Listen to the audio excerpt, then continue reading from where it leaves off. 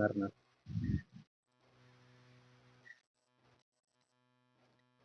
కొద్ది నిమిషాలు దేవుని వాక్యాన్ని ధ్యానం చేద్దాము. దేవుని మహాకృపను బట్టి ఇప్పటి వరకు దేవుని పరిశుద్ధ వాక్యాన్ని పరిశుద్ధ నామాన్ని ధ్యానం చేయడానికి దేవుడు మంచి అవకాశం ఇచ్చాడు. చక్కగా ఆరాధనలో మనం గడపడానికి దేవుడు కృపనిచ్చాడు. వాక్యం కొద్ది నిమిషాలు జ్ఞాపకం చేసుకున్నాం. శ్రద్ధగా దేవుని వాక్యం విందాము. పిల్లల జోలి మీరు మాకుండి ఆడుకుని ఉండండి, మీరు వాక్యం వినండి. రైట్. మత్తయి సువార్త 2వ అధ్యాయం. మత్తయి సువార్త 2వ అధ్యాయం 1-2 వచనాలు నేను చదువుతాను, నాతో పాటు మీరు కూడా చెప్పండి. రాజైన హేరోదు దినములయందు యూదా దేశపు బెత్లెహేములో యేసు పుట్టిన పిమ్మట ఇదిగో తూర్పు దేశపు జ్ఞానులు యెరూషలేమునకు వచ్చి, యూదుల రాజుగా పుట్టిన వాడెక్కడ ఉన్నాడు, తూర్పు దిక్కున మేము ఆయన నక్షత్రం చూచి ఆయనను పూజింపవచ్చితమని చెప్పిరి. కొద్ది మాటలు దేవుడు దీవించును గాక. మరొకసారి క్రీస్తు ప్రభునందు కూడి వచ్చిన అందరికీ వందనాలు. ముఖ్యంగా మరి క్రిస్మస్ మరియు నూతన సంవత్సర శుభాకాంక్షలు కూడా మీ అందరికీ. Thank you. శ్రద్ధగా దేవుని మాటలు మనం విందాం. మనం మత్తయి సువార్తను చదివాం. మత్తయి సువార్తను రాసింది మత్తయి. ఎవరికి రాశాడు ఈ ఉత్తరాన్ని? ఎవరికి రాశాడు అని అంటే యూదులకు ఈ పత్రికను రాశాడు. ఎవరికి రాశాడు ఈ పత్రికను? యూదులకు రాశాడు. ఈ పత్రిక అంతటిలో మత్తయి యొక్క ప్రధాన ఉద్దేశం అంటే ఏ ఉద్దేశంతో ఈ పత్రికను రాశాడు? మనం చిన్నప్పుడు, ఇప్పుడంటే ఫోన్లు వచ్చినాయి, ఫోన్లు చేస్తున్నారు పిల్లలు. ఇదివరకటి కాలంలో ఉత్తరాలు రాసేవాళ్ళు పిల్లలు. ఉత్తరాలు ఏ ఉత్తరం రాసినా ఆ ఉత్తరంలో ఉద్దేశం ఉంటుంది. ఏ ఉద్దేశంతో రాస్తున్నామో ఆ ఉద్దేశం అనేటువంటిది ఉంటుంది. స్కూల్లో మీకు పిల్లలకి మీరు 10th ఇంటర్ బేసిక్లో బహుశా మరి ఉందో లేదో నాకు తెలియదు, లెటర్స్ నేర్పిస్తారు మీకు. లెటర్ రైటింగ్ అవునా కదా? అంటే చాలా ప్రాముఖ్యమైనటువంటి అంశం. లెటర్ ఎలా రాయాలి ఏంటి అనేటువంటిది. మత్తయి సువార్త ఒక ఉత్తరం యూదులకు రాశాడు. ఈ ఉత్తరం యొక్క ఉద్దేశం ఏంటంటే యూదులు ఎవరి కోసమైతే ఎదురు చూస్తున్నారో, ఏ మెస్సయ్య రాకడ కోసమైతే వాళ్ళు కనిపెట్టుకుని ఉన్నారు, ఆ మెస్సయ్య ఎవరో కాదు, కన్యమరియ గర్భాన జన్మించినటువంటి నజరేయుడైనటువంటి యేసుక్రీస్తు. ఈ యేసే క్రీస్తుని దృఢపరచటానికి క్రీస్తును గూర్చినటువంటి ఆయన జననాన్ని, ఆయన వంశావళి కూడా మొదటి అధ్యాయంలో రాసుకుంటూ వచ్చాడు మిత్రులారా. కాబట్టి ఆయన విషయంలో నెరవేరినటువంటి లేఖనాలు, ప్రతి లేఖనం కూడా ఏ విధంగా నెరవేరింది అనేటువంటిది ఈ సువార్త పత్రికలో పొందుపరుస్తూ పాత నిబంధన గ్రంథ లేఖనాలను, ప్రవచనాలను ఆధారం చేసుకొని ఈ యేసుక్రీస్తే మనం ఎదురు చూస్తున్న మెస్సయ్య, అభిషక్తుడు, రాజు అని యూదులకు ఈ పత్రికను రాశాడు మిత్రులారా. మనం చదివినటువంటి వాక్య భాగంలో యేసుక్రీస్తు జన్మించినటువంటి అంటే శరీరధారిగా వచ్చినటువంటి ఆ సంవత్సర కాలంలో హేరోదు యెరూషలేములో పరిపాలన చేస్తూ ఉన్నాడు. ఎవరు పరిపాలన చేస్తున్నారు? హేరోదు యెరూషలేమును పరిపాలన చేస్తూ ఉన్నాడు. హేరోదు యెరూషలేమును పరిపాలన చేస్తున్నటువంటి సందర్భంలో తూర్పు దేశము నుంచి జ్ఞానులు కొంతమంది వచ్చారు. ఎవరు వచ్చారు? ఎక్కడి నుంచి వచ్చారు? జ్ఞానులు తూర్పు దేశం నుంచి వచ్చారు. ఈ జ్ఞానులు యేసుక్రీస్తును వెతుక్కుంటూ యెరూషలేముకు వచ్చి ఒక నక్షత్రాన్ని చూసి యేసుక్రీస్తు పుట్టాడని గుర్తించి డైరెక్ట్గా అతను రాజు కాబట్టి రాజులో ఉన్నటువంటి, ఇప్పుడు రాజు కొడుకు ఎవరు? రాజు కుటుంబంలోనే జన్మించాలి. ఇప్పుడు హేరోదు రాజు కాబట్టి బహుశా ఏ రోజుకే పుట్టాడేమోనన్న ఆలోచనతో వాళ్ళు డైరెక్ట్గా హేరోదు దగ్గరికి వెళ్ళి యూదులకు రాజుగా పుట్టినవాడు ఎక్కడ అని ఈ జ్ఞానులు అడగటం అనేటువంటిది మనం చూస్తూ ఉంటున్నాం మిత్రులారా. విషయం ఏంటంటే యేసుక్రీస్తు పుట్టిన సంగతి ఏ రోజుకు కూడా తెలియదు. యేసుక్రీస్తు జన్మించిన సంగతి ఏ రోజుకు కూడా తెలియదు. అప్పుడు జ్ఞానులను, శాస్త్రులు, పరిశీలన అందరినీ పిలిపించి యూదులకు రాజుగా పుట్టాడంట, అతను ఎక్కడున్నాడు ఏంటి అని వివరణ అడిగితే వాళ్ళు లేఖనాలను పరిశోధించి యోదయ బెత్లెహేములోనే యూదుల రాజు జన్మించాడని వాళ్ళు చెప్పడం జరుగుతుంది మిత్రులారా. ఇప్పుడు ఈ సందర్భంలో నుంచి మనం పాఠం నేర్చుకుందాం. జ్ఞానుల దగ్గర నుంచి మనం పాఠం నేర్చుకుందాం. మనం 2వ అధ్యాయం మొత్తం ధ్యానం చేయటం లేదు, కానీ ఆ 2 వచనాల్లోనే దేవుడు మనకు 3 అంశాలు మనకు నేర్పించబోతున్నాడు ఈరోజు. ఆ 3 అంశాలు ఏంటో మనం క్లుప్తంగా డీటెయిల్డ్గా ధ్యానం చేసి మనం కూడా జ్ఞానుల్లాగా మనం ఆలోచిస్తూ జ్ఞానుల వలె మనం ఉండే ప్రయత్నాన్ని చేద్దాం మిత్రులారా. ఈ సందేశం యొక్క ఉద్దేశం ఏంటి, ఈరోజు ఈ ప్రసంగంలో ప్రధాన ఉద్దేశం ఏంటి అని అంటే, ఇక్కడున్న మనందరం కూడా క్రిస్మస్ అంటే, క్రీస్తుని ఆరాధన చేయడం అంటే క్రీస్తుని కలిగి ఉండాలి, క్రీస్తుని కలిగి ఉండాలి. అదే నిజమైనటువంటి క్రిస్మస్. మన లోపల క్రీస్తు లేకపోతే మనం క్రీస్తుని ఆరాధన చేయలేం. క్రీస్తుని ఆరాధన చేయలేం. క్రీస్తుని ఆరాధన చేయాలి అని అంటే నువ్వు క్రీస్తు వంటి వాడవైతేనే క్రీస్తుని ఆరాధన చేయగలుగుతావు. ఆ మాట అర్థమైందా? కన్ఫ్యూజన్గా ఉందా? క్రీస్తుని ఆరాధించాలంటే నువ్వు క్రీస్తు వంటి వాడవు కాగలిగితేనే క్రీస్తుని ఆరాధన చేయగలుగుతావు. మిత్రులేనా, చూద్దాం మనం క్రీస్తుని ఏ విధంగా కలిగి ఉండాలనేటువంటిది జ్ఞానుల దగ్గర నుంచి మనం నేర్చుకుందాం. మనం చదివిన వాక్య భాగాన్ని ఒక్కసారి మనం చూద్దాం. 2వ వచనం, యూదుల రాజుగా పుట్టినవాడు ఎక్కడ ఉన్నాడు. ఏంటిది? యూదుల రాజుగా పుట్టినవాడు ఎక్కడ ఉన్నాడు. వీళ్ళు ఎక్కడి నుంచి వస్తున్నారు? తూర్పు దేశం నుంచి, తూర్పు దిక్కు నుంచి వస్తున్నారు. తూర్పు దేశము నుండి యెరూషలేముకు ప్రయాణమై వచ్చారు.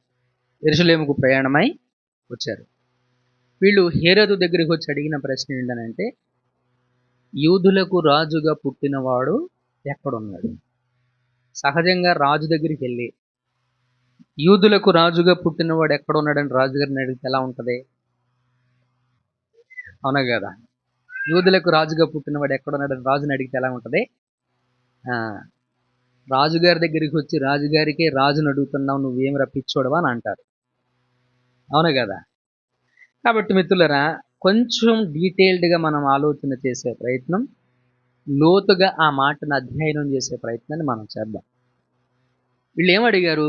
యూదులకు రాజుగా పుట్టినవాడు ఎక్కడా అంటే ఆయన ఎక్కడ పుట్టారో వీరికి తెలియదు. యూదులకు రాజుగా పుట్టినటువంటి రాజు ఎక్కడ పుట్టాడో వీళ్ళకే తెలియదు. కానీ వీళ్ళు వెతుక్కుంటూ వచ్చారు. ఏం చేశారు? వీళ్ళు వెతుక్కుంటూ వచ్చారు. జ్ఞానులు యేసుక్రీస్తుని వెతుక్కుంటూ వచ్చారు. జ్ఞానులు యేసుక్రీస్తుని వెతుక్కుంటూ వచ్చారు. సరే, వీళ్ళు రావడం వెనకాల ఒక ప్రధాన బలమైన కారణం కూడా ఉంది. వాళ్ళు ఆయన అడుగుతూ ఉన్నప్పుడు ఒక మాట చెప్పారు. ఒక మాట అన్నారు, యూదుల రాజుగా పుట్టినవాడు ఎక్కడ ఉన్నాడు అని చెప్పారు. వాళ్ళు ఎవరంట అంటే ఏంటి? వీళ్ళకు ఒక ఇన్ఫర్మేషన్ ఉంది వీళ్ళ దగ్గర. యూదులకు రాజు ఒకతను జన్మించాడనే విశ్వాసం ఉంది వీళ్ళల్లో. పదం మీకు అర్థమైందా? పుట్టినవాడు, పుట్టబోతున్నవాడు కాదు,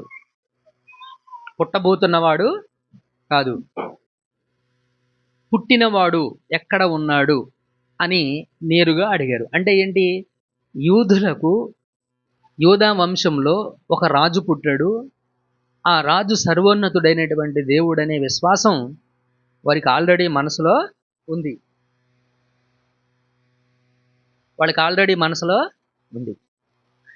ప్రియమైనటువంటి దేవుని సంఘం, ఇక్కడ కొంచెం మనం డీటెయిల్డ్గా క్లుప్తంగా ఆలోచన చేసే ప్రయత్నాన్ని మనం చేద్దాం. వీళ్ళు జన్మించాడని వీళ్ళు కళ్ళతో చూడలేదు, ఎవరో వచ్చి వీళ్ళకేమి చెప్పలేదు, మీరు వచ్చి అతన్ని చూసి వెళ్ళండి అని ఎవరో వాళ్ళకేమి ఇన్ఫర్మేషన్ ఏమీ ఇవ్వలేదు. కేవలం ఒక నక్షత్రాన్ని చూసి గమనించి వాళ్ళు హృదయంలో ఆ రాజు జన్మించాడనే విశ్వాసంతో ఆయనను వెదుకుకుంటూ యెరూషలేము గ్రామానికి వెళ్ళారు. యెరూషలేము పట్టణానికి వాళ్ళు వెళ్ళారు. మిత్రులారా, ఇక్కడ మనం నేర్చుకోవలసిన సందర్భం అదే. దేవుణ్ణి వెదగాలి. మనం ఎలా వెదకాలి అని అంటే, హృదయంలో ఆయన ఉన్నాడు అనేటువంటి విశ్వాసంతో, ఆయన ఉన్నాడు అనేటువంటి నమ్మకంతో ఆయనను వెదిగితే ఆయన దొరుకుతాడు. హల్లెలూయా. జ్ఞానులు యేసుక్రీస్తుని సంపాదించుకోవడానికి, యేసుక్రీస్తుని కలిగి ఉండడానికి వాళ్ళు చేసింది ఏంటి అనంటే, యేసుక్రీస్తు దేవుడు అని నేను చెప్పడం కాదు, ఆ 2వ అధ్యాయంలోనే మనం చూద్దాం. 10వ వచనాన్ని చూడండి.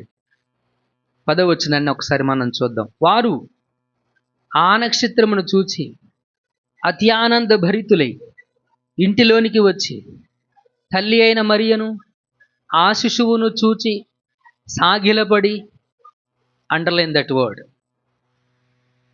ఆయనను పూజించి తమ పెట్టెలు విప్పి బంగారమును సాంబ్రాణిని భోళమును కానుకలుగా ఆయనకి ఏం చేశారు? వాళ్ళు సమర్పించారు. ఏమేం చేశారు వాళ్ళు? పెట్టెలు విప్పి, దానికంటే ముందు ఏం చేశారు వాళ్ళు? సాగిలపడ్డారు. ఇంకేం చేశారు వాళ్ళు? పూజించారు.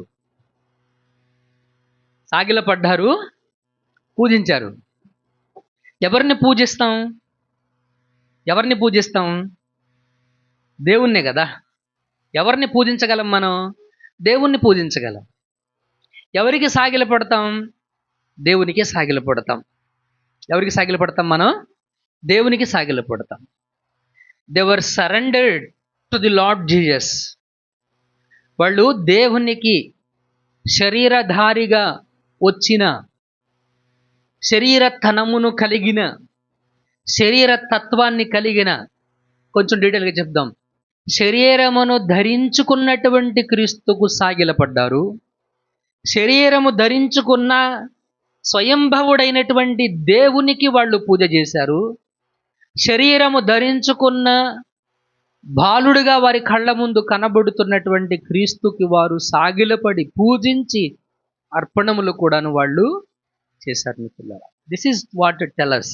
ఇదే మనకు చెప్తా ఉంది ఏంటనంటే, మనము దేవుడు కావాలి అనుకుంటే,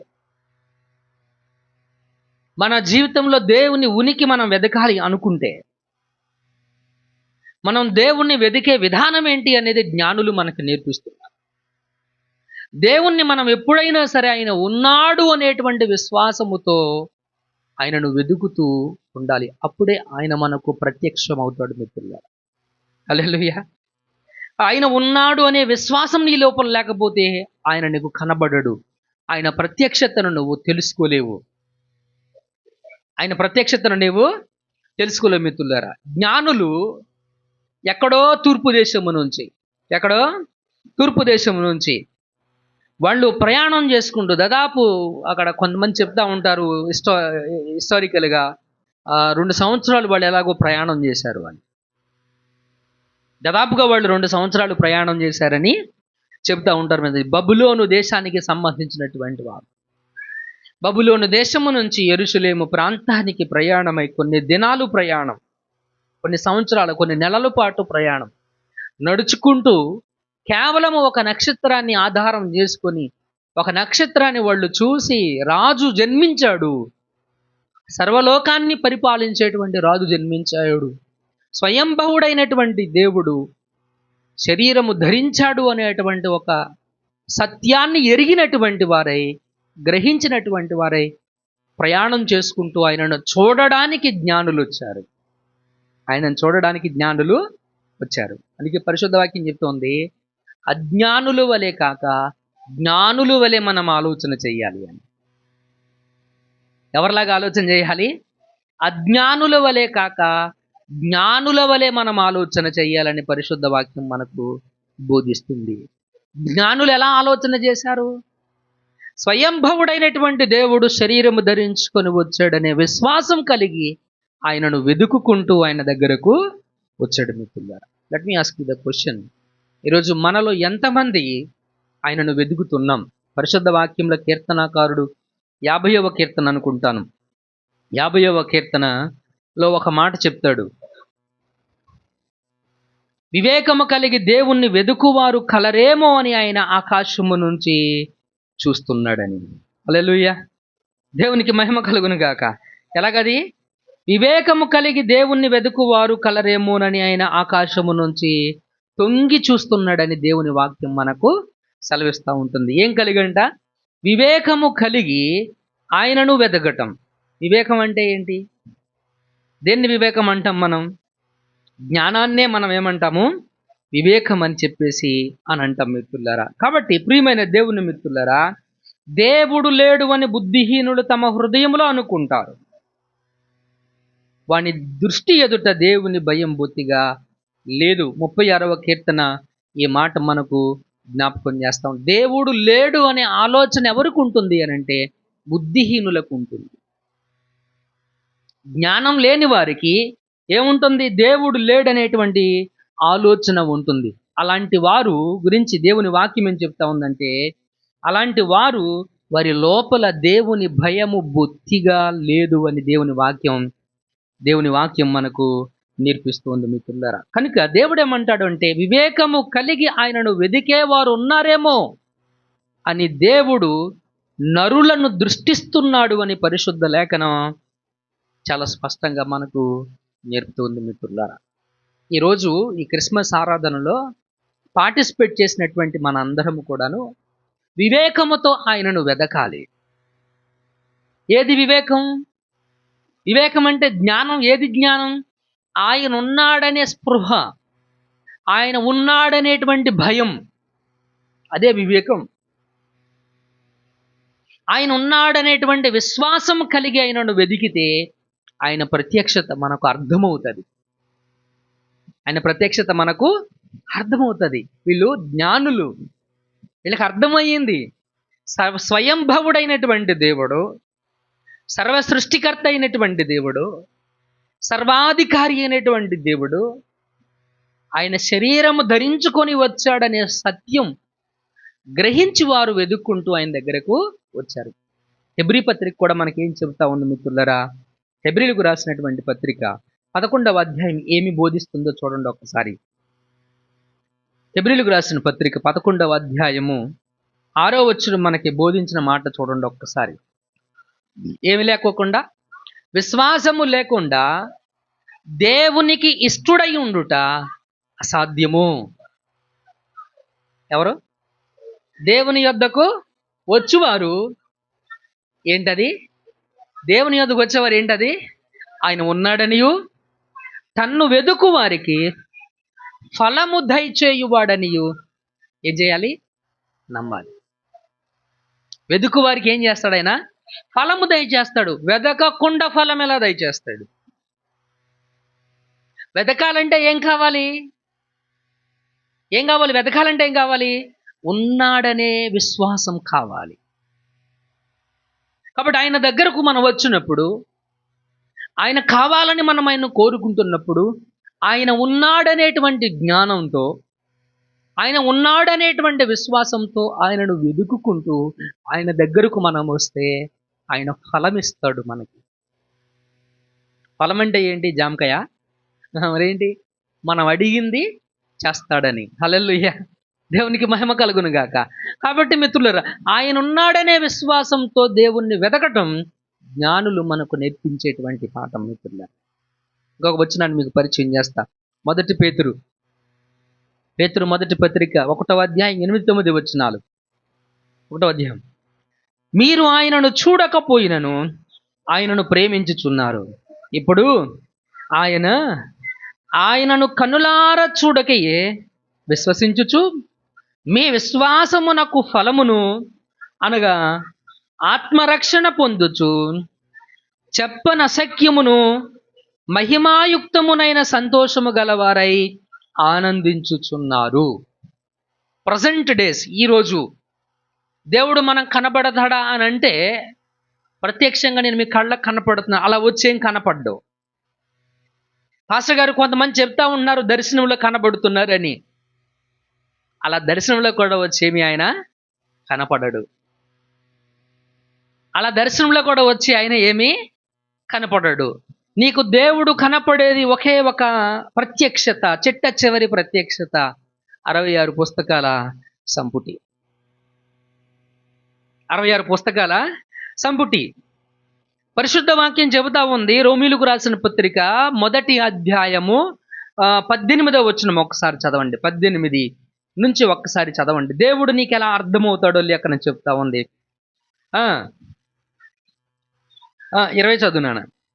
ఆయన అదృశ్య లక్షణములు అనగా, ఆయన అదృశ్య లక్షణ, అదృశ్యం అంటే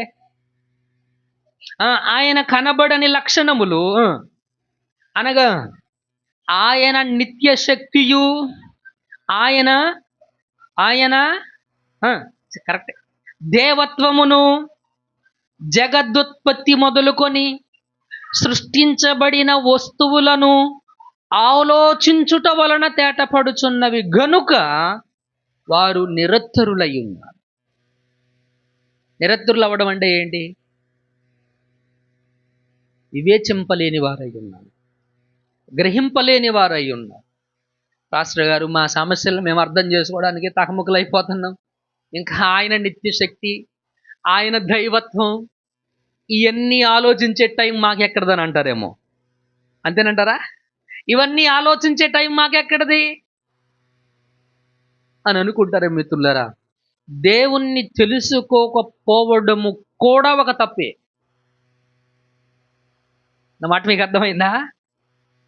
దేవుణ్ణి తెలుసుకోకపోవడము కూడా ఒక తప్పే. నాకు తెలీదు మీలో ఎంతమంది దానిని నేను తెలుసుకోవడం నా ఇష్టం, నాకు అవసరమైతే తెలుసుకుంటా లేకపోతే లేదు అని అనుకుంటారేమో. రాజ్యాంగంలో బోల్డ్ అన్ని రూల్స్ అండ్ రెగ్యులేషన్స్ ఉన్నాయి, అవును కదా? రాజ్యాంగంలో బోల్డ్ రూల్స్ అండ్ రెగ్యులేషన్స్ ఉన్నాయి. ఇప్పుడు అనుకోకుండా నిన్ను అన్యాయంగా అక్రమంగా అరెస్ట్ చేశారు, నువ్వు దాని నుంచి బయటపడాలి. రూల్స్ ఏంటో నీకు తెలియాలి కదా. అప్పుడేమంటావు అరెస్ట్ అయిన తర్వాత? తెలుసుకోకుండా నేను చాలా తప్పు చేశాను అని అంటాం. కాబట్టి తెలుసుకొని ఉండడం జ్ఞానం, తెలుసుకొని ఉండడం వివేకం. తెలుసుకొని ఉండడం ఏంటి? అది వివేకం. వివేకం అని దేనిని అంటాం? మంచిని చెడుని గుర్తించే తత్వాన్ని వివేకం అని అంటాం.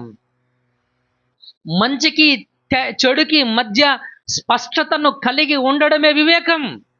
మంచికి చెడుకు మధ్య స్పష్టతను కలిగి ఉండడమే వివేకం. ఈ సమాజంలో మనము చాలా సందర్భాల్లో బలహీనమవుతున్నాం, దోచుకోబడుతున్నాం, అన్యాయం ఎదుర్కొంటున్నాం, అక్రమం ఎదుర్కొంటున్నాం. ఈ సమాజంలో బ్రతుకుతున్నటువంటి మనము చాలా సందర్భాల్లో మోసపోతూ ఉంటున్నాం, మోసం చెయ్యబడుతూ ఉంటున్నాం. ఇన్ని మనకు ఎదురవుతూ ఉన్నాయి కదా. కారణం ఏంటి? మంచికి చెడుకి మధ్య స్పష్టత మనకు లేకపోవడమే. స్పష్టత అనేటువంటిది మనకు లేకపోవడమే. కాబట్టి మిత్రులారా, దేవుని వాక్యం ఈరోజు మనకు నేర్పిస్తున్న పాఠం ఏంటంటే, వివేకముతో ఆలోచించండి, జ్ఞానంతో ఆలోచించండి. దేవుడు ఉన్నాడనే విశ్వాసంతో ఆయనను వెదకండి. జ్ఞానులు నేర్పే పాఠం అదే మనకు. ఆయన దగ్గరకు వచ్చేవారు ఆయన ఉన్నాడని, తను అడుగు వారికి ఫలము దయచేసేటువంటి వాడని, తను వెదుకు వారికి ఫలమిచ్చేవాడని నీలో విశ్వాసం ఉండాలి. Then you will receive the God's presence. అప్పుడు నీవు దేవుని యొక్క ప్రత్యక్షత అర్థం చేసుకోగలుగుతావు మిత్రులారా. హల్లెలూయా, దేవునికి మహిమ కలుగును గాక.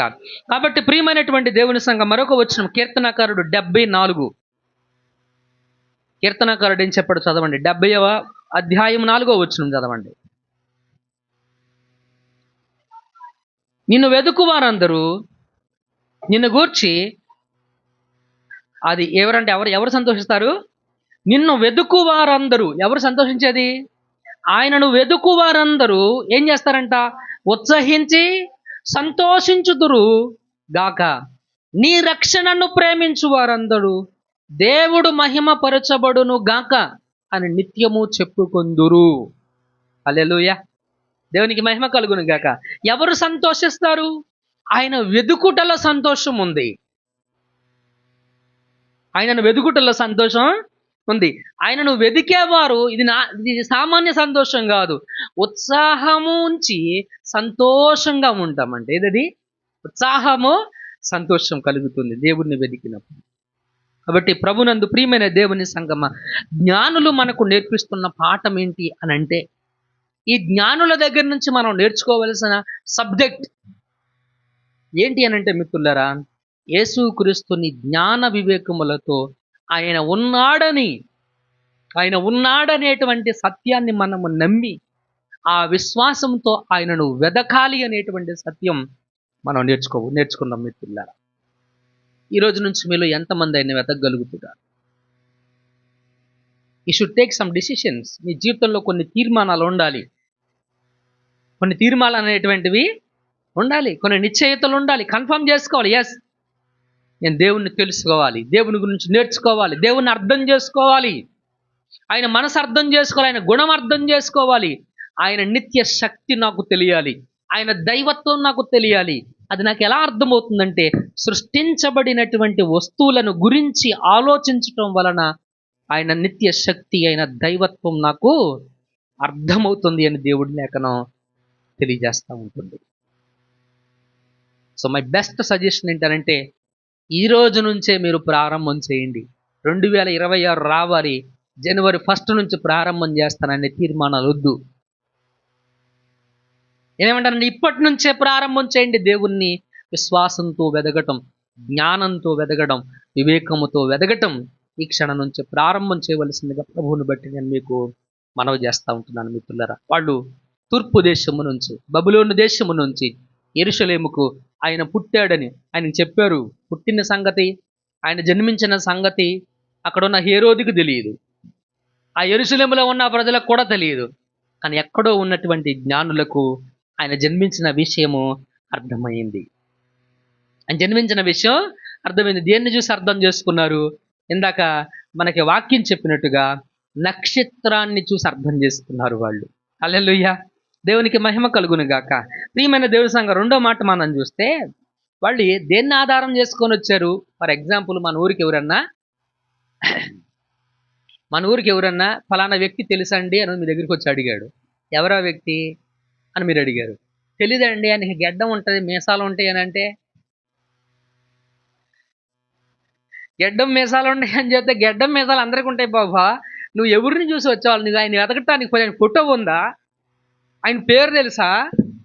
ఆయన ఊరు తెలుసా? పోనీ ఆయన ఇంటి పేరు తెలుసా? ఆయన ఒంటి పేరు తెలుసా? ఆయన ఎక్కడుంటాడో తెలుసా? నాకు తెలియదండి, ఆయనకి గెడ్డం మీసాలు ఉన్నాయి, ఫలానా ఆయన ఎర్రగుంటాడు, తెల్లగుంటాడు అని గుర్తులు చెప్పాడు అనుకోండి. మనం ఏమంటాం? అవన్నీ తోడు ఎలా చెప్తాం? వాటన్నిటిని ఆధారం చేసుకుని అందరికీ గెడ్డ మీసాలు ఉంటాయి, తెల్లగుండా వాళ్ళు చాలా మంది ఉంటారు, నల్లగుండా వాళ్ళు చాలా మంది ఉంటారు, ఎత్తుగా ఉండేవాళ్ళు ఉన్నారు, పొట్టిగా ఉన్నవాళ్ళు కూడా ఉన్నారు. ఈ గుర్తులు ఎందుకైనా పనికి వస్తాయా?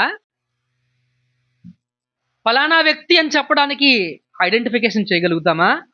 ఆలోచన చేయండి. వీళ్ళు దేన్ని ఆధారం చేసుకొని వెతకటానికి వచ్చారు? యేసుక్రీస్తుని నక్షత్రాన్ని ఆధారం చేసుకొని వెతకటానికి వచ్చారు. హల్లెలూయా. దేవునికి మహిమ కలుగును గాక.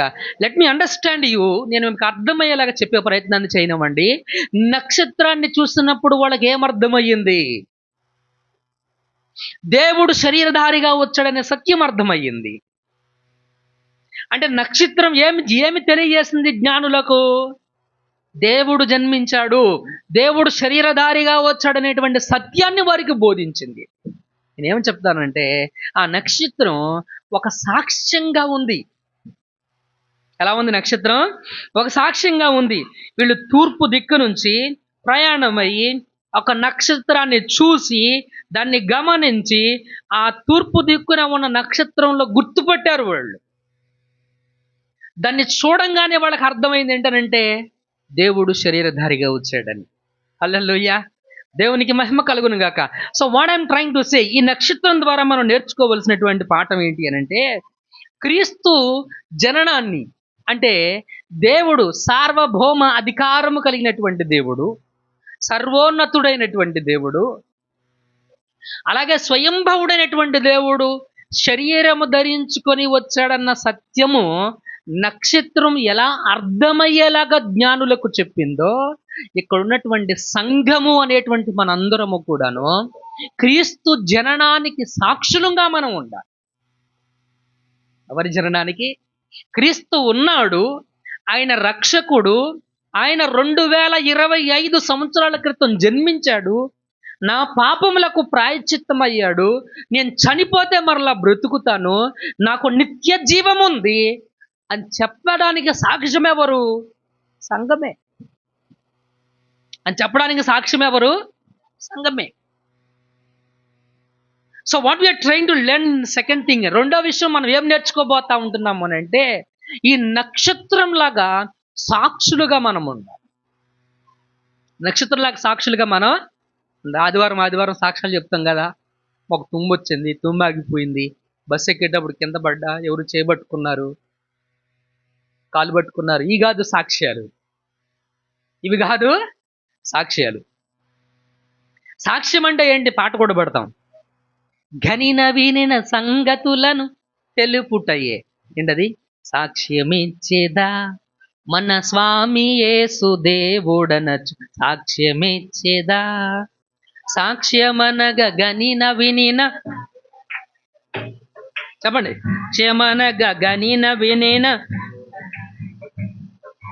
సాక్ష్యమిచ్చు కొరకు నన్ను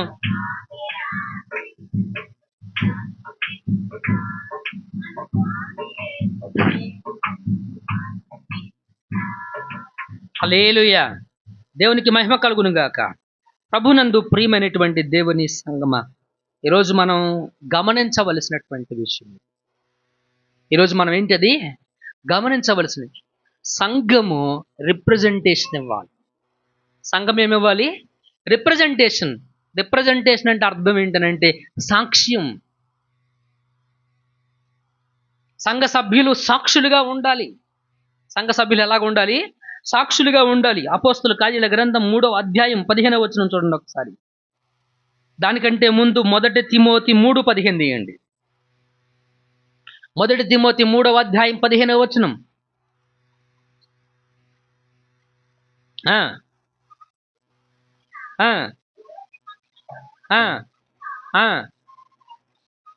జీవం గల దేవుని సంఘంలో జనులు ఎలాగూ ప్రవర్తించవలెనో అది నీకు తెలియవలనని ఈ సంగతులను నీకు రాయుచున్నాను. ఆ సంఘము దేనికి? సత్యమునకి ఏంటి? స్తంభమును ఆధారమునై ఉన్నది. దేనికి ఆధారం? సత్యానికి ఆధారం ఏంటి? సంఘమే. సత్యానికి ఆధారం ఏంటి? ఏది సత్యం? ఆయన వాక్యము సత్యం, ఆయన సత్యం, ఆయన ఉన్నాడన్నది సత్యం, ఆయన శరీరము ధరించుకొని వచ్చాడన్నది సత్యం. ఈ సత్యానికి ఆధారం ఎవరు? సంఘమే. ఈ సత్యానికి ఆధారం ఎవరు? సంఘమే. Let me ask you the question, abundant life, సమృద్ధి జీవన సంఘ సభ్యులమైనటువంటి మనము రిప్రజెంటేషన్ అనేది ఇస్తున్నామా లేదా? సాక్ష్యం అనేటువంటి దాన్ని మనం ఇస్తున్నామా లేదా? సాక్షులుగా మన జీవితం ఉందా లేదా? నిన్ను చూసిన వెంటనే క్రీస్తు జన్మించాడు, క్రీస్తున్నాడు అనేటువంటి సత్యం నీ ఇరుగు పొరుగుకి అర్థమవుతుందా? బాప్టిజం తీసుకున్నాం, రక్షణ పొందామని అంటున్నాం, ప్రతి ఆదివారం ప్రభు బలారాధనలో పార్టిసిపేషన్ ఉంటుంది. మరి నిన్ను చూసినప్పుడు క్రీస్తు కనబడుతున్నాడా? Are you representing Christ? నువ్వు క్రీస్తుని రిప్రజెంటేషన్ చేస్తూ ఉంటున్నావా? క్రీస్తుని గుర్తిస్తున్నావా? నేను మీకు చిన్న ఉదాహరణ చెప్తా వినండి. లెట్ మీ టెల్ యు, చెప్తాను. అదే 1 తిమోతి 1వ అధ్యాయం 15-16 వచనాలు. పాపులను రక్షించుటకు క్రీస్తు యేసు లోకమునకు వచ్చిన వాక్యము నమ్మదగినది, పూర్ణ అంగీకారం నాకు యోగ్యమునై ఉన్నది. అట్టి వారిలో నేను ప్రధానుడను. అయినను నిత్య జీవము నిమిత్తము తనను విశ్వసింపబోవు వారికి నేను మాదిరిగా ఉండులాగున యేసుక్రీస్తు తన పూర్ణమైన దీర్ఘశాంతము ఆ ప్రధాన పాపిని నాయందు కనుబరుచున్నట్లు నేను కనికరింపబడి తిని. 16వ వచనంలో ఒక మాట అండర్లైన్ చేశారా మీరు? ఏంటి ఆ మాట మిత్రులారా? ఆయనను విశ్వసింపబోవు వారికి నేను మాదిరిగా ఉండాలి. విన్నారా ఈ మాట? ఎవరిని విశ్వసింపబోయే వారికి? యేసుక్రీస్తుని విశ్వసింపబోయే వారికి పాపివైన నీవు, మారు మనసు పొందిన నీవు, రక్షణ పొందిన నీవు, ఆయన శరీరతనమును, ఆయన శరీర తత్వాన్ని, ఆయన శరీరధారి అయిన సత్యాన్ని అంగీకరించినటువంటి నీవు ఆ నక్షత్రము వలె సాక్ష్యంగా ఉండాలి. నువ్వు మాదిరిగా ఉంటేనే అనేకులు క్రీస్తు దగ్గరకు రాబట్టబడతారు. అనేకులు క్రీస్తు దగ్గరకు రాబట్టబడతారు. ఈ విషయాన్ని నేను రక్షణ పొందిన వారి గురించి మాట్లాడుతున్నారు. ఎస్పెషల్లీ నీలో మాదిరికరమైన జీవితం లేకోకుండా మనం ఊరికే మోకాళ్ళేసి వాళ్ళను మార్చు ప్రభువా, వీళ్ళను మార్చు ప్రభువా, అతన్ని మార్చు ప్రభువా, ఆమెను మార్చు ప్రభువా అని నువ్వు ఎంత ప్రార్థన చేసినా దానివల్ల నయ్యా పైసా ఉపయోగం లేదు. నయా పైసా ఉపయోగం లేదు. నీ జీవితం ఒక మాదిరి కలిగి ఉంటే, నీ జీవితం ఒక సాక్ష్యం కలిగి ఉంటే, నీ సాక్ష్యాన్ని చూసి, నీ మాదిరితనాన్ని చూసి క్రీస్తు యొక్క శరీరం, క్రీస్తు శరీరధారి వచ్చాడన్న సత్యం నిన్ను చూసినప్పుడు, సంఘ సభ్యుడిగా నిన్ను చూసినప్పుడు, సంఘంగా నిన్ను చూసినప్పుడు అది ఇతరులకు అర్థం అవ్వాలి. అర్థం పర్థం లేని క్రైస్తవ్య జీవితం ఎందుకు? ఉపయోగం లేని క్రైస్తవ్య జీవితం వల్ల అంటే ప్రయోజనం లేదు. అపోస్తులు ఏమన్నారో తెలుసా? 3వ అధ్యాయం ఇప్పుడు 15వ వచనం, అపోస్తుల కార్యముల గ్రంథం 3:10. మీరు జీవాధిపతిని చంపితిరి, దేవుడు ఆయనను మృతుల్లో నుండి, విన్నారు ఈ మాట? మీరు జీవాధిపతిని చంపితిరి, దేవుడు ఆయనను మృతుల్లో నుండి, ఆయన మృతుల్లో నుంచి లేచాడనడానికి సాక్ష్యము మేమే. ఆయన మృతుల్లో నుంచి లేచాడనడానికి సాక్ష్యము మేమే.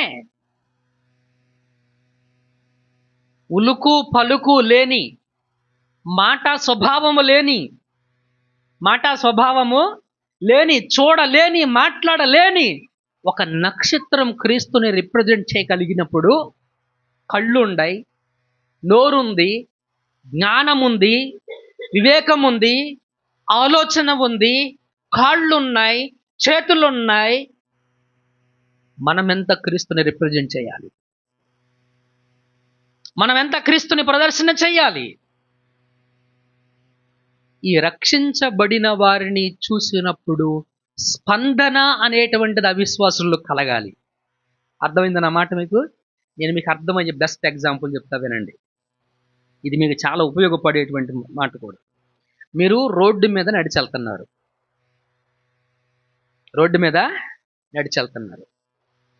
నడిచి వెళ్ళేటప్పుడు 500 కాగితం అక్కడ పడిపోయి ఉంది. 500 కాగితం పడిపోయి ఉంది. ఏం చేస్తారు? చిహి అని తన్ని వెళ్తారా? తీసుకుంటామా? చూడంగానే ఏం కలిగిద్ది? స్పందన వచ్చిందా లేదా? 500 కాగితమైన స్పందన వచ్చిందా లేదా? అవునా కదా?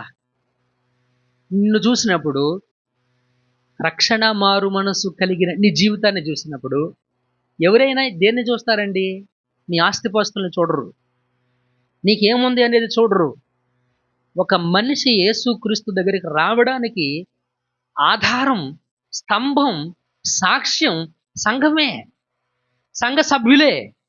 ఒక క్రొత్త వ్యక్తి సంఘంలోకి రావాలి అని అంటే ఆ వ్యక్తి యొక్క జీవితాన్ని చూసి వస్తారు. ఆ మాట అవునంటారా కాదంటారా? వాస్తవమా కాదా? ఇది వాస్తవం. దేనికి చూసావు దాన్ని చూడంగానే నీకు ఎందుకంత విలువ అనిపించింది మనసుకు? అది 500 రూపాయల కాగితం, దానికి ఏముంది?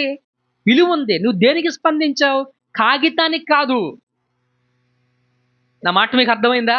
నీ లోపల ఎందుకు స్పందన వచ్చింది? అరే గబ్బాలను ఎందుకు తీసుకోవాలని నీకు అనిపించింది నీ మనసులోకి? కాగితానికి కాదు. నీకు అర్థమయ్యే మాట ఇంకోటి చెప్తా. అక్కడ 2000 కాగితం ఉంటే 2000 కాగితం ఉంటే ఆనందపడతారా?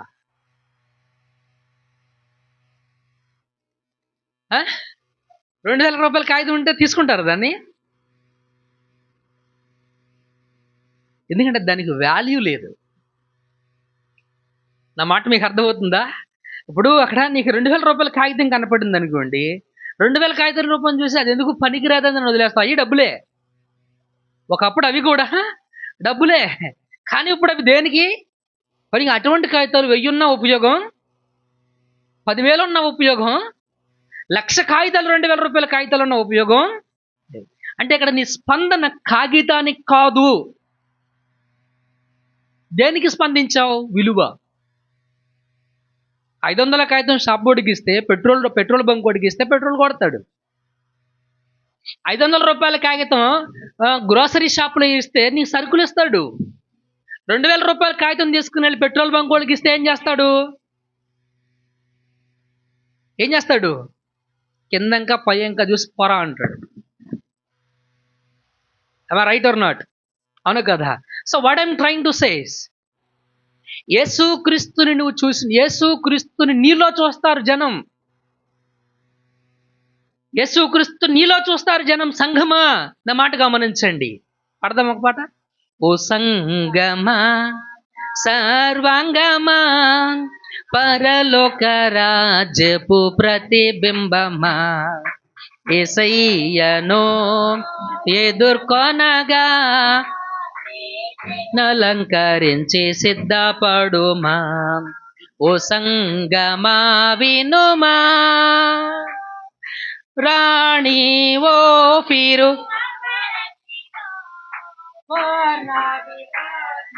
వస్త్రధారణతో, రాణి ఓ ఫీరు పాపరంజితో, స్వర్ణ వివర్ణ వస్త్రధారణతో, వీణ వాయిద్య తరంగాలతో, ప్రాణేశ్వరుని ప్రసన్నతతో, ఆనంద తైల సుగంధాభిషేక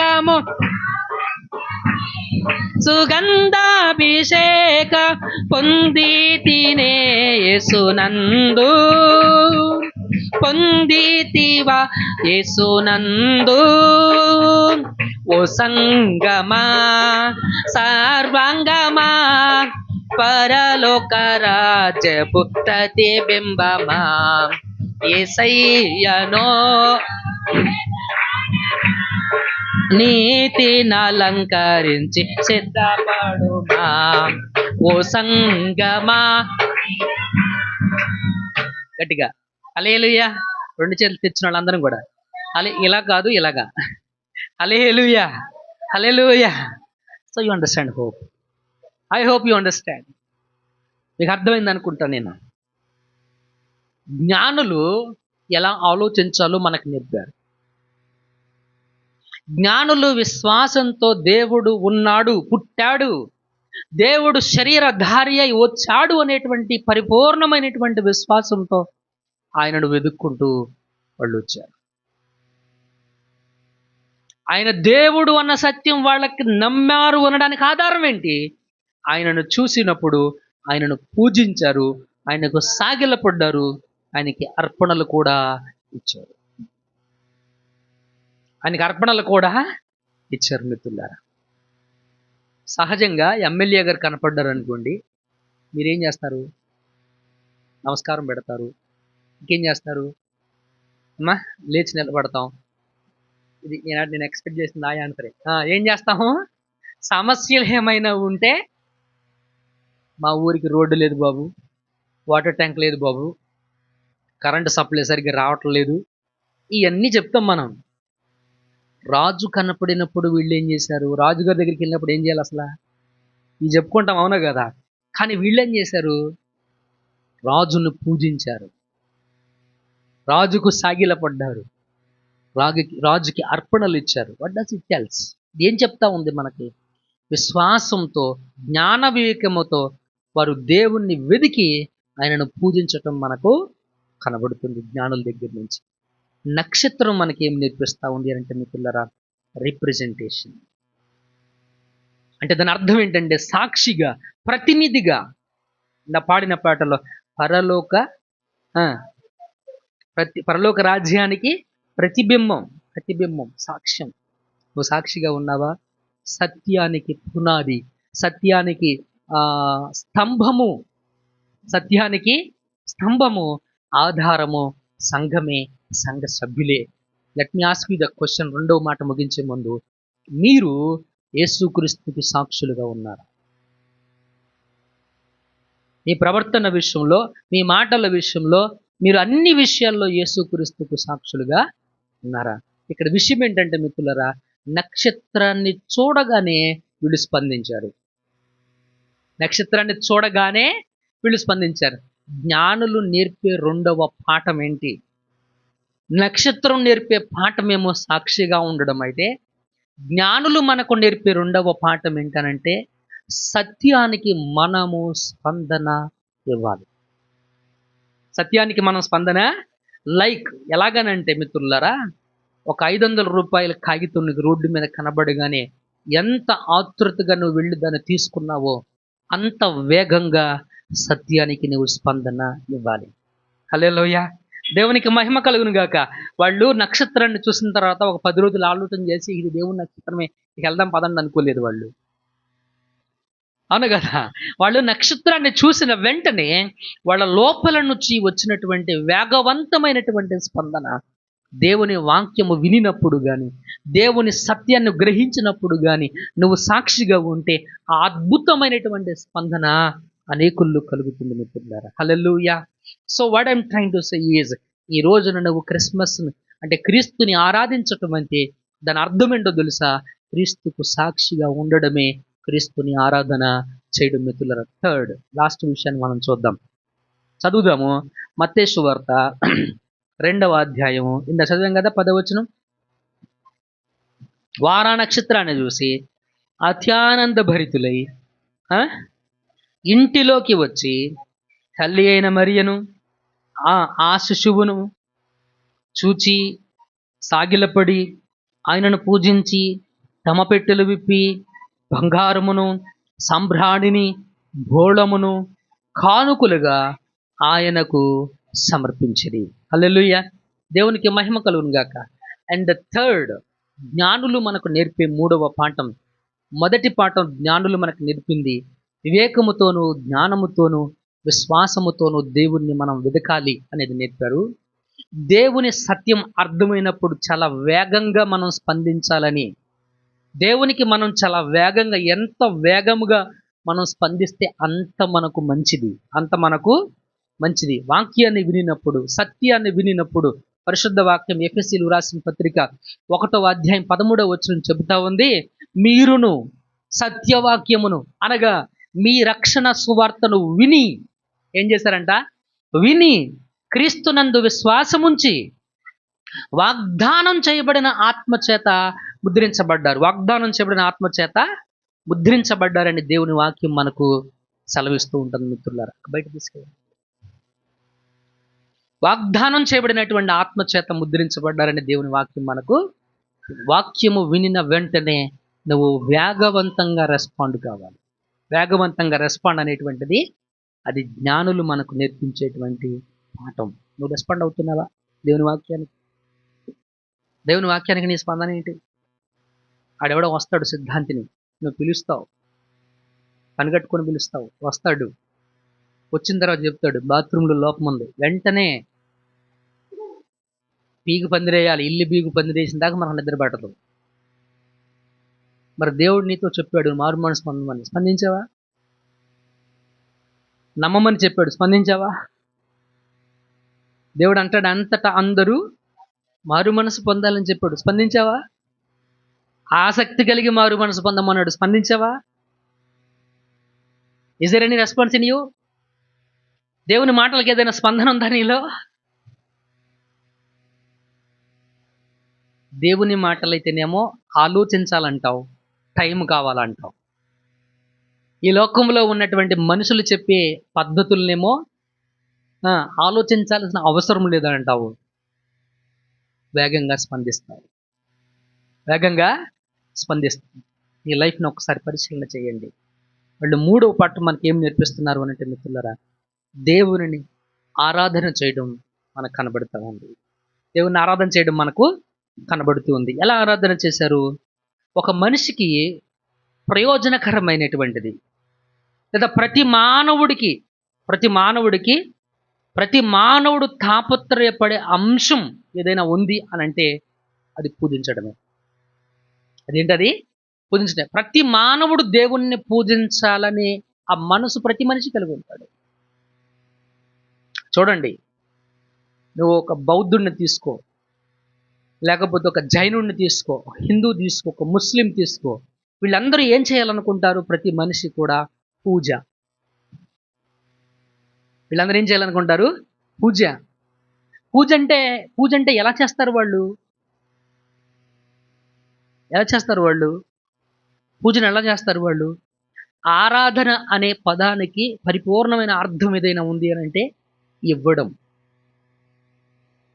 అంతేనంటారా కాదంటారా? ఆరాధన అనేటువంటిది ఏంటది? ఇవ్వడం. ఇవ్వడం అని అనగానే ఒకవేళ మీ మనసులో స్ట్రైక్ అవ్వచ్చు, డబ్బులు ఇస్తేనే దేవుణ్ణి ఆరాధించినట్టని, వెండిస్తేనే దేవుణ్ణి ఆరాధించినట్టని, బంగారం ఇస్తేనే దేవుణ్ణి ఆరాధించినట్టని. మిత్రులరా, రాత్రి పాట పాడండి ఒకసారి. బంగారం సంబ్రాణియు బోళమును కానుకగా ఆశించుట లేదు యేసయ్యా. పాడు.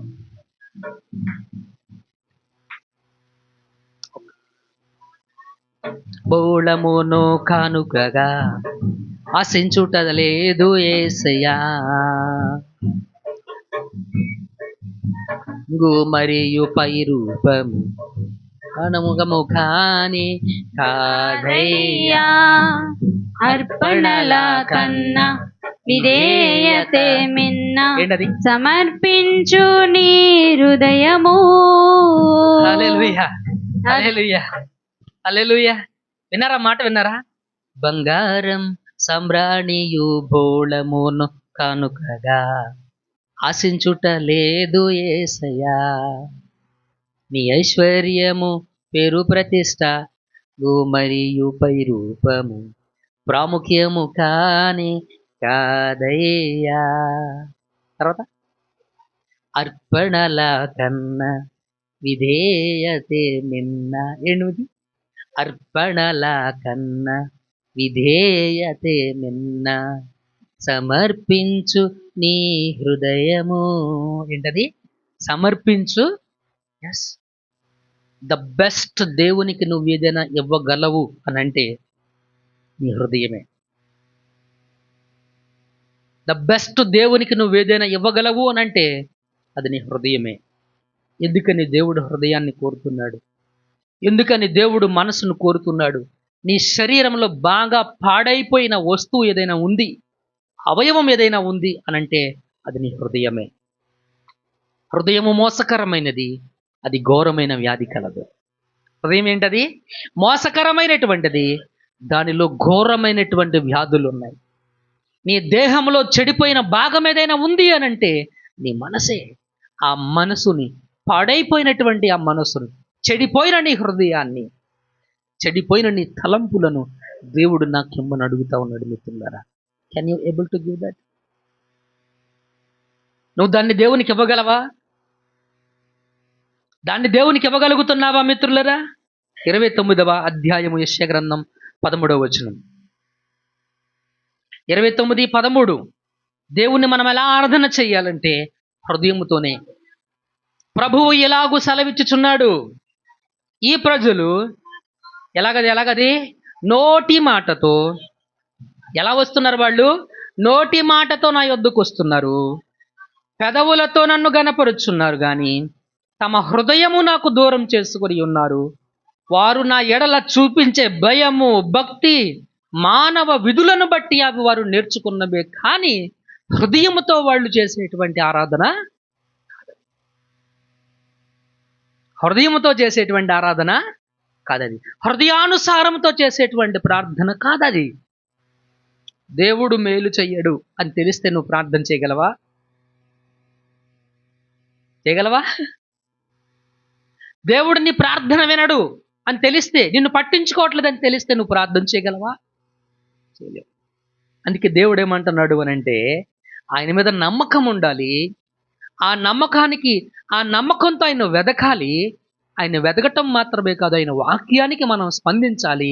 ఎంత స్పందించాలి అంటే, నీ కనురెప్ప ఎంత స్పీడుతో కొట్టుకుంటుందో అంత వేగంగా దేవుని వాక్యానికి నువ్వు స్పందించాలి.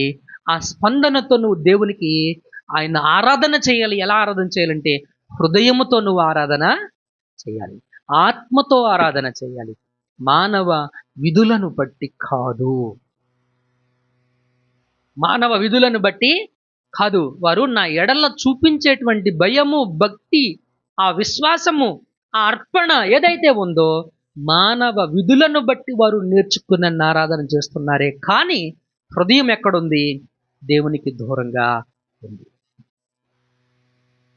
పిల్లలకు బట్టలు కొనివ్వమని రూల్ ఏమైనా ఉందా? రూల్ ఉందా? చెప్పండి, ఉందా? లేదు. మరి మీరు కొంటున్నారు, ఎందుకు కొంటున్నారు? అబ్సల్యూట్లీ ఖచ్చితమైనటువంటి మాట, ప్రేమ. అది మనసు, అదేంటది? హృదయం. అలాగే ప్రార్థన చెయ్యమని దేవుడు నిన్నేమైనా కట్టేశాడా? చెయ్యాల్సిందే నీకు తప్పదని నిర్బంధించాడా? అయినా నువ్వు ప్రార్థన చేయాలి. నేను ఇంకా బాగా చెప్తాను, మీకు అర్థమేంటి? నేను చెప్పిన మాటలు ఇవన్నీ కూడా. ఇప్పుడు మన శరీరంలో గుండె ఉంది. గుండె, ఊపిరితిత్తులు ఉన్నాయి, కిడ్నీలు ఉన్నాయి, కళ్ళు ఉన్నాయి. వీటన్నిటికీ గుండె నువ్వు రోజుకి 72 సార్లు కాదు, రేపు పొద్దున 32 సార్లు కొట్టుకో అని నువ్వు చెప్తే చేస్తుందా? అది చెప్పండి, చెప్తే చేస్తుందా? పోనీ మీరేమైనా ఇన్స్ట్రక్షన్ ఇస్తున్నారా దానికి? మనం ఏమైనా, నువ్వు ఇన్నిసార్లు కొట్టుకోవాలి, ఇన్నిసార్లు పంపింగ్ చేయాలి, శరీరంలోకి రక్త ప్రసరణ ఇన్నిసార్లు నువ్వు చేయాలి అని మనం ఎవరైనా చెప్తే చేస్తున్నావా? ఊపిరి నువ్వు చెప్తే అవి పని చేస్తున్నాయా? అవునా కదా? మనం చెప్పడం వల్ల అవి పని చేయడం కాదు కదా. అవి రెగ్యులర్గా చేస్తా, వాటి స్వభావం అది, వాటి తత్వం అది, వాటి పని తీరు అది. నేనేం చెప్పాలనుకుంటున్నానంటే, దేవుణ్ణి మనము ఆరాధించాలనేటువంటిది ఒక నిర్బంధం కాకూడదు. దేవుణ్ణి మనం ఆరాధించాలి, పూజించాలి, ఆయన గణపరచాలి, ఆయనకు ఇవ్వాలి, ఆయనకు చెయ్యాలి అనేటువంటిది, అది నువ్వు అర్పణిచ్చిన, నీ సమయం ఇచ్చిన, నీ యొక్క పనినిచ్చిన, నీ శరీరమును, నీ హృదయం ఇచ్చిన, అది ఎలాగుండాలంటే స్వేచ్ఛ, స్వతంత్రమై ఉండాలి. అది నిర్బంధము లేనిదై ఉండాలి, మానవ విధులను బట్టి కాదు. Let me ask you the question. వీళ్ళు తూర్పు దేశం నుంచి ప్రయాణమై యెరూషలేముకు వచ్చారు. వచ్చేటప్పుడు వీళ్ళు వెండి, ఏమేమి తెచ్చారు వాళ్ళు? వెండి, బంగారమా? బంగారం, సాంబ్రాణి. ఎవరిని చెప్పారా వీళ్ళకి? వీళ్ళకి ఎవరు చెప్పలా? వాళ్ళు ఇచ్చినటువంటి అర్పణ హృదయముతో చేసినటువంటి అర్పణ. అది మిత్రులారా, హల్లెలూయా, దేవునికి మహిమ కలుగును గాక. దేవుని పేరిట నువ్వు ఏది చేసినా హృదయంతో చేయాలి. అది నిర్బంధంతో కాదు, ఎవరో ఏదో అనుకుంటారు అనేటువంటి ఉద్దేశంతో కూడా కాదు, నీకేదో కలుగుతుంది అనేటువంటి ఉద్దేశంతో కూడా కాదు మిత్రులారా. అలా లాభము అపేక్ష లేకుండా చేసేటువంటి ఆరాధనే దేవుడు ఇష్టపడేటువంటి ఆరాధన. హల్లెలూయా, దేవునికి మహిమ కలుగును గాక. కాబట్టి ప్రభునందు ప్రియమైనటువంటి దేవుని సంగమ, ఒకసారి చదవండి యోహాను సువార్త 4:41. యోహాను సువార్త 4:41, 4వ అధ్యాయం 47వ వచనం చదవండి ఒకసారి.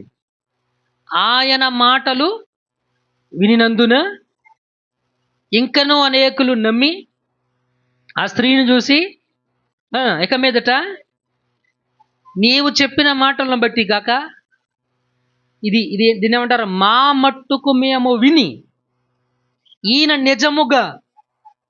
నిజముగా లోక రక్షకుడని తెలుసుకొని నమ్ముచున్నామని అన్నారు వాళ్ళు. ఎలా అన్నారు వీళ్ళు? మా అంతటా మేము తెలుసుకుని స్వయంగా మేము ఈయన లోకరక్షకుడు అనేటువంటి సత్యాన్ని ఎరిగి విశ్వాసం ఉంచి ఆయన గురించి మేము తెలుసుకున్నాము. ఇప్పుడు ఆయన ఎలా ఆరాధన చేస్తామంటే, మేము ఆత్మతోనూ సత్యముతోనూ ఆయన్ని ఆరాధన చేస్తాం. నిర్బంధంతో కాదు, నియమంతో కాదు. యేసుక్రీస్తు అనేటువంటి దేవుడు నియమాలు మనకేమి ఇవ్వలేదు, నిష్టలు మనకేమి ఇవ్వలేదు. అది చెయ్యండి, అది చేస్తే మంచిది, ఇది చెయ్యండి, ఇది చేస్తే మంచిది, వ్రతం చెయ్యండి, చేస్తే మంచిది, తలనీలాలు ఇవ్వండి, చేస్తే మంచిది, చేస్తే అలా దేవుడు ఎప్పుడూ కూడాను చెప్పలేదు మిత్రులారా. దేవుడు నిన్ను ఎలా తన దగ్గరకు రమ్మన్నాడు, దేవుడు ఎలా నిన్ను తనను ఆరాధించమన్నాడు అని అంటే మిత్రులారా, ఆత్మతో సత్యముతో. దాని అర్థం ఏంటంటే నీకు ఎలాంటి నియమ నిర్బంధాలు లేకోకుండా నీవు నేరుగా ఆయనను ఆరాధన చెయ్యాలి, నేరుగా ఆయనను ఆరాధన చేయాలి. బైబిల్ గ్రంథంలో కొంతమంది గురించి మాట్లాడతాడు. వాళ్ళంట మనుషులు కల్పించిన పద్ధతులను దైవోపదేశములుగా భావించి వారు దేవుని కంటే ఎక్కువగా ఆ పద్ధతుల్ని వాళ్ళు ఆచరణ చేస్తున్నారంట. దేవుని మాట పక్కన పెట్టేశారు, పద్ధతులకు ప్రాముఖ్యత ఎక్కువైపోయింది, పద్ధతులకు ప్రాముఖ్యత ఎక్కువైపోయింది. కాబట్టి దేవుణ్ణి ఆరాధించేటువంటి క్రమం ఏదైనా ఉంది అని అంటే మిత్రులరా, ఆ క్రమం ఏంటి అని అంటే ఆత్మతో, నిర్బంధం లేకుండా, విధులను బట్టి కాదు, నియమములను బట్టి కాదు, స్వేచ్ఛగా, స్వతంత్రంగా, హృదయముతో దేవుణ్ణి ఆరాధన చేయటమే నిజమైనటువంటి ఆరాధన మిత్రులరా. దేవునికి నువ్వు ఇవ్వగలిగినది ఏదైనా ఉంది అని అంటే హృదయము. ఆ హృదయముతో నువ్వు అర్పణ ఇవ్వు, 2 రూపాయలు ఇవ్వు, ఇబ్బంది ఏమి లేదు. నువ్వు ఇచ్చినటువంటి కానుక అయినా కదే, లేకపోతే నువ్వు ఇచ్చినటువంటి సమయమైనా సరే, నువ్వు చేసినటువంటిది ఏదైనా సరే, ఒక పేదవాడికి హెల్ప్ చేసావా, అది హృదయంతో చేయి. నువ్వు పేదవాడికి హెల్ప్ చేయటం వల్ల నాకేదో మంచి జరిగిద్ది, నాకేదో లాభం వస్తుంది, ప్రయోజనం వస్తుంది అని అనుకోమాకు. ఎలాంటి ప్రయోజనాన్ని అపేక్షించకుండా చేసేది నిజమైన విశ్వాస జీవితం, నిజమైన భక్తి జీవితం, నిజమైన ఆరాధన జీవితం. హల్లెలూయా, దేవునికి మహిమ కలుగును గాక. నీ ఆరాధన అలాగ ఉండాలి. నీ ఆరాధన చిట్ట చివరిగా ఒక వాక్యం చదివి నేను ముగించేస్తాను. ప్రసంగి గ్రంథం నేను ఒకసారి 12వ అధ్యాయం నేను చెప్తాను, అదొకటి చెప్పండి. ఇదంతయు వినిన తరువాత, గట్టిగా చెప్పండి, ఇదంతయు వినిన తరువాత తేలిన ఫలితార్థం ఇదే: దేవుని యందు భయభక్తులు కలిగి ఉండి ఆయన కట్టడలను అనుసరించి నడుచుచుండవలెను. ఇదియే మానవ కోటికి, ఇదియే విధి.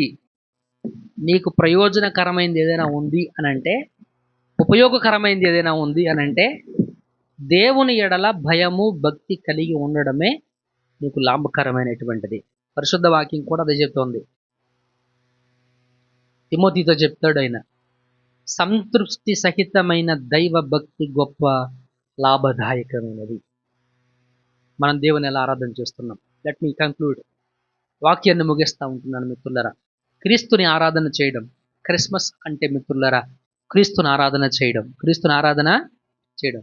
మనం క్రీస్తుని ఆరాధించాలంటే నువ్వు క్రీస్తు వంటి వాడవై ఉండాలి. నువ్వు క్రీస్తు వంటి వాడవై ఉండాలి. నువ్వు క్రీస్తు వంటి వాడవైతేనే క్రీస్తుని ఆరాధన చేయగలుగుతావు, క్రీస్తుని ఆరాధన చేయగలుగుతావు.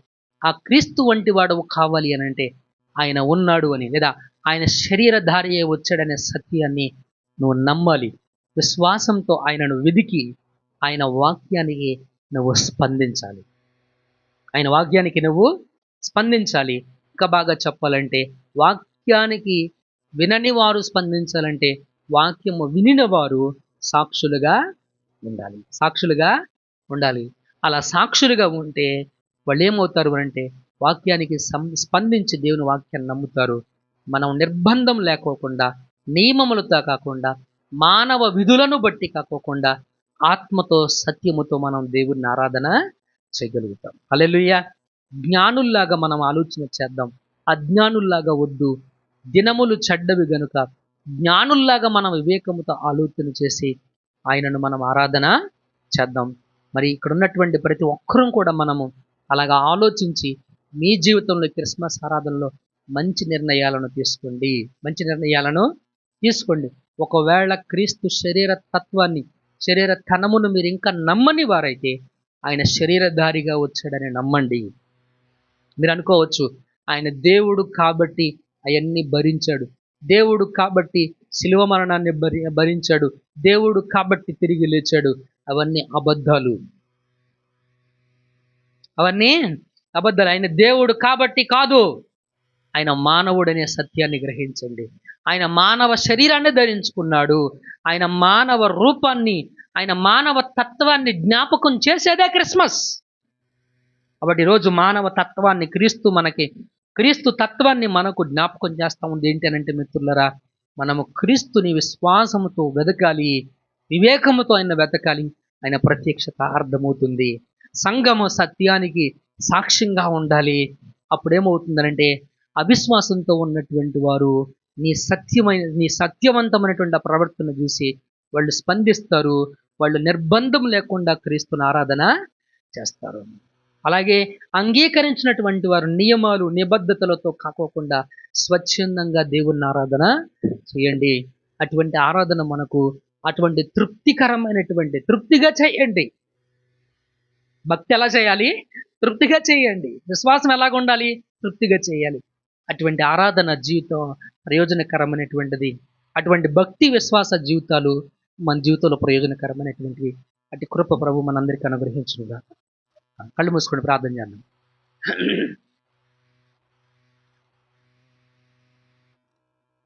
దేవుని వాక్యాన్ని మనం విన్నాం కదా. ఎవరు మౌనంగా ఉండదు ప్లీజ్.